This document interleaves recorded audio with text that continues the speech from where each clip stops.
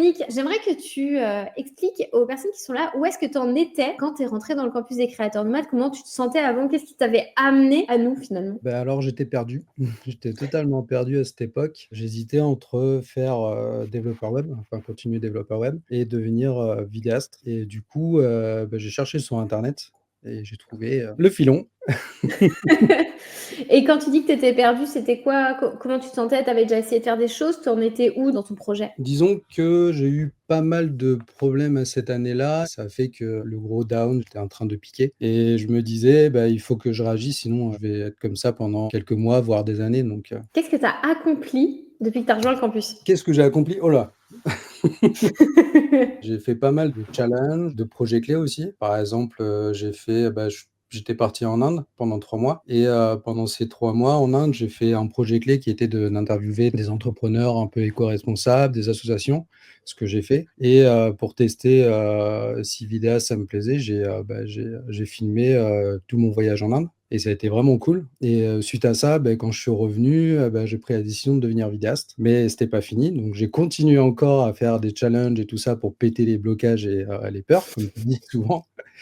Et donc j'ai continué. Le challenge, c'était d'aller au Fun Festival pour me frotter à d'autres vidéastes, à des créateurs de contenu et tout ça. Ça s'est bien passé. Et ensuite, cette petite peur d'affronter les gens et tout ça était passée. J'ai fait d'autres challenges aussi pour me retrouver un peu seul dans la montagne pendant une nuit. C'était assez fun aussi. Et ensuite, j'ai eu le projet clé de transformer toutes les vidéos que j'ai faites en Inde en 32 vidéos en 32 jours. Voilà, un October challenge, mais c'était en mai, je crois.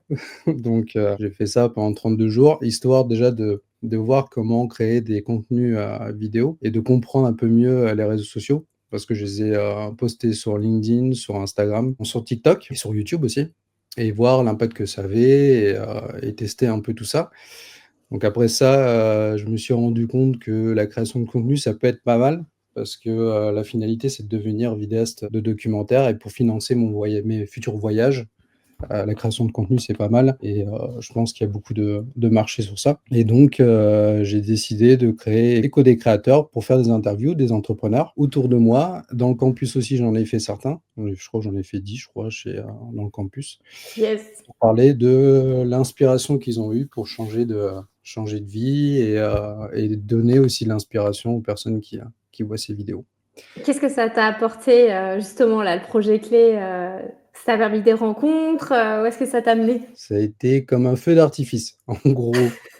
J'ai commencé à le positionner, donc je suis allé voir les gens, je leur disais: «Oui, je vais faire des interviews, est-ce que c'est possible?» Et puis je leur parlais de mes valeurs, je leur parlais de ce que je voulais faire plus tard et je voyais que ça matchait la plupart du temps parce que les personnes qui étaient intéressées étaient déjà ouverts d'esprit. De fil en aiguille, on m'a dit: «Bah, tiens, il y a cet agriculteur qui est sympa et qui voudrait faire, peut-être une interview. Il y a ce brasseur-là qui est sympa aussi», donc j'ai fait les interviews. Ils étaient intéressés par, d'une, le fait que je sois assez carré dans ce que je faisais, dans les propositions que je faisais, parce que je leur donnais aussi des conseils. En fait, ça a pété, ça a fait le feu d'artifice, donc j'ai eu plein d'opportunités. J'ai des personnes que j'ai interviewées qui sont intéressées pour la création de contenu, pour du marketing, sur Instagram et sur d'autres plateformes. J'ai eu le contact d'une personne qui était freelance en marketing et qui veut faire pas mal de collaborations sur des vidéos sur du long terme, qui veut mettre aussi les entrepreneurs en avant par rapport aux offices de tourisme. Donc, C'est voilà. quoi, Yannick? Genre, j'ai la chair de poule quand tu me racontes tout ça parce que je connais les backstage de l'aventure. Oui, Comment je sais ce qui s'est passé derrière, je connais l'aventure, je sais d'où tu pars, quoi. Et c'est trop ouf, là, quand tu me parles de feu d'artifice, c'est tellement fou. Du coup, comment le campus, ça t'a aidé dans toute cette démarche? Qu'est-ce qui t'a permis d'avancer? Déjà la formation. La formation est vraiment carrée et ça permet de découper et de pas trop se disperser. Parce qu'en fait, on se rend compte que si on suit bien la formation, on va pas aller à gauche et à droite. Il y a juste à suivre la formation et à choper les opportunités. Il y a aussi les équipages qui sont très importants parce que ça permet de partager des points de vue, d'avoir aussi des retours sur ce qu'on fait parce que des fois on a la tête dedans et on fait pas gaffe. Toujours intéressant d'avoir des personnes qui te disent c'est bien ou pas bien et ça te permet d'évoluer. Les feux de camp aussi les feux de camp sont énormes aussi. Ça permet de mettre un coup de boost au moment où ça va pas et de se redonner encore des défis en plus pour avancer. Donc ouais, la formation a apporté tout ça, ouais. C'était quoi tes moments déclencheurs, justement? Parce que tu parles des défis.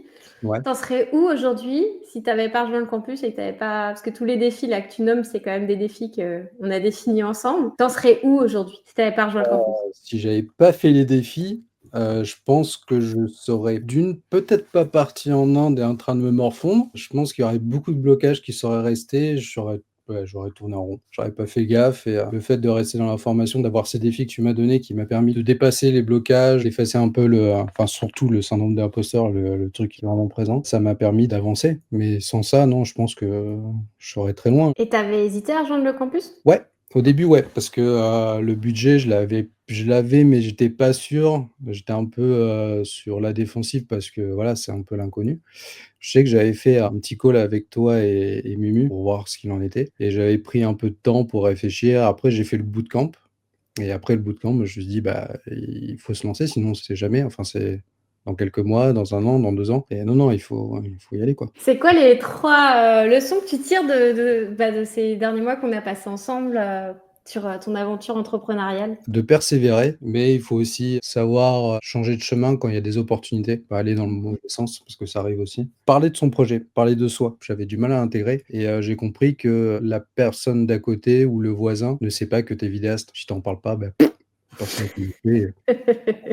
Ton truc, tu peux faire ce que tu veux sur Instagram et tout ça, mais le voisin, s'il faut, il le saura pas. Donc c'est aussi intéressant et très pertinent d'en parler autour de soi, de dire ce qu'on fait et tout ça pour avoir des opportunités, pour déclencher des opportunités, pour avoir plus d'expérience dans la communication directe avec les gens. Voilà, c'est ce que j'ai appris, c'est le gros truc que j'ai appris et en troisième, bah, partager. Faut partager sur les réseaux sociaux, partager sur n'importe quelle plateforme, bah, celle qui convient et c'est pareil, c'est le même principe qu'en parler, en fait, hein. Est-ce que tu as une anecdote sur le campus d'un moment où tu te souviens et tu dis que ça peut être une anecdote sympa à partager ça peut être une rencontre, ça peut être un moment déclic où tu as pris conscience de quelque chose. Oh, il y en a tellement.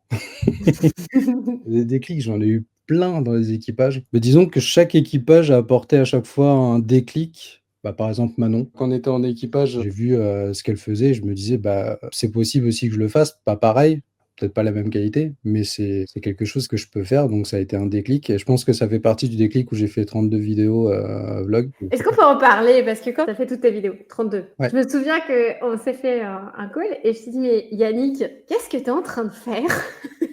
Ah oui! Tu te souviens de ça? Ah, c'est ça que tu voulais dire? Ah d'accord. Non, non, mais là, j'y viens parce que tu amènes à ça, mais juste avant, je me dis les 32 vidéos. Mais Yannick, qu'est-ce que tu es en train de faire? Est-ce que tu peux expliquer où tu en étais à ce moment-là? Est-ce que ça t'a apporté justement de changer de perspective? Disons-le, tu aimes pas la prospection, enfin, ça, c'était quelque chose de pas agréable pour toi. Du coup, on l'a pris autrement avec ton projet clé. Mmh. Du coup, tu en étais où à ce moment-là? J'ai fait la bêtise que je pense une bonne partie des entrepreneurs font, parce que j'ai eu retour sur les équipages. En gros, j'étais en train de faire mon site internet et ça faisait 2 mois que je faisais mon site internet parce que comme j'étais, développeur web, j'adore le code, mine de rien et donc j'étais en train de faire mon site internet tranquillement pendant 2 mois et je faisais pas de vidéo. Voilà et du coup, je t'ai eu et tu m'as dit: «Mais, tu fais pas de vidéo?» «Bah non, tu es vidéaste, tu sais?» «Oui». «Ah oui, c'est vrai, faut peut-être que je fasse des vidéos». Du coup, tu m'as dit, «Tes vidéos, que tu as faites en Inde, tu en fais quoi?» «Beh, je sais pas, je suis en train de regarder pour l'intro, tout ça» et après tu m'as mis le défi et bah, du coup, j'ai fait les 32 et puis c'est parti. C'est ça, des fois, il suffit de petits coups de défi en mode, parce qu'on a tendance, hein, moi je l'ai fait aussi l'erreur du site web.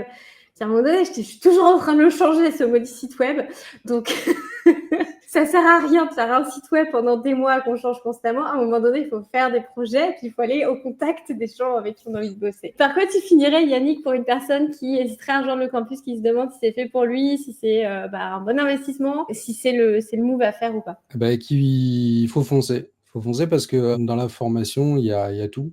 Il y a tout ce qui est nécessaire pour avancer et pour réussir, que ça soit la formation en elle-même, les équipages qui sont très importants, le feu de camp et tout ça et non, il faut foncer parce que sinon, si c'est pas maintenant, c'est dans je sais pas dans combien de temps, mais faut le faire, quoi. Faut y aller. Ça vaut le coup. Merci Yannick pour ton partage et merci d'avoir inspiré.